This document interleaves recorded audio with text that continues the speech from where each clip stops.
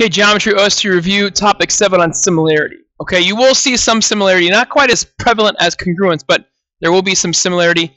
There will be at least 1 or 2 dilation questions, if not more. So again, remember, a dilation is where you are you're making a figure bigger or smaller. Okay, so let me scroll this down just a smidge. So first of all, your scale factor, to find your scale factor, it is always the image. So whatever your new length is, typically involving primes, over the pre-image. Okay. Now, if you want to find an image length, right? So, like for instance, if you want to find the length from C, which is the center of dilation here, to X prime, which is our new point, you're going to take that scale factor K and multiply it by the original length of C to X, right? So that's how you find new lengths. You dilate, you make it bigger. Again, if your scale factor is bigger than 1, you're going to enlarge. If your scale factor is less than 1, you're going to reduce.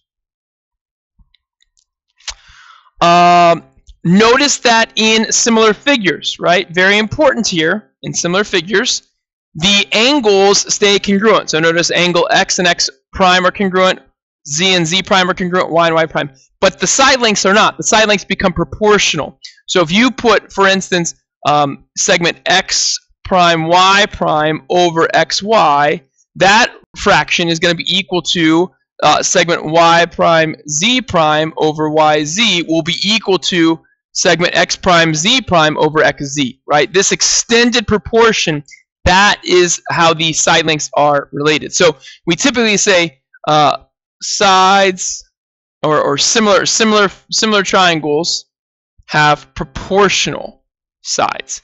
Not congruent sides, proportional sides. Very important.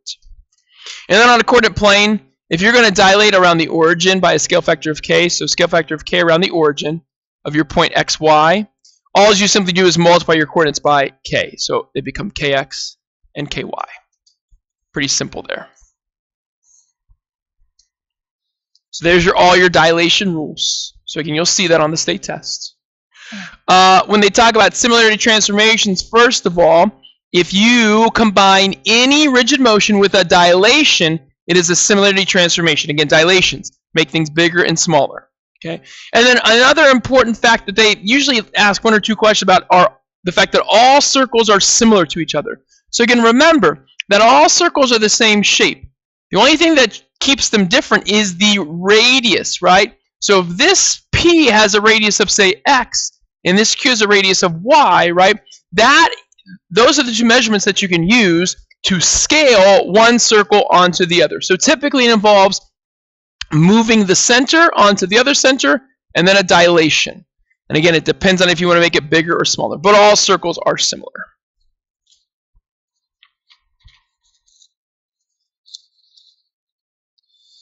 Okay, you might have to do like one proof involving similar triangles. So there are 3 ways to prove triangles similar.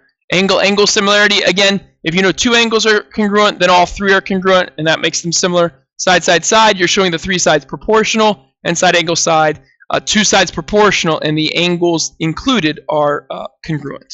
So again, remember, when you're dealing with similar triangles, the angles are congruent, but the sides are proportional.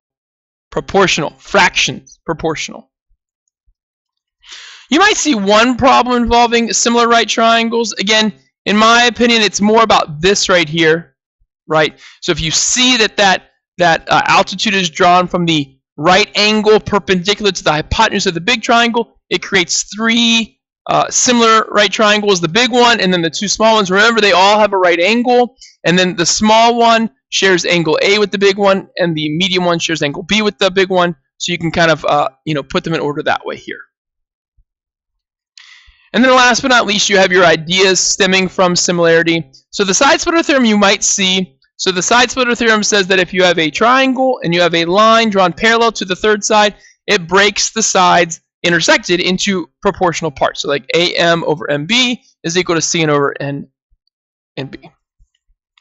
The triangle midsegment theorem is just a special sidesplitter case where you go through the midpoints. So G and H are midpoints.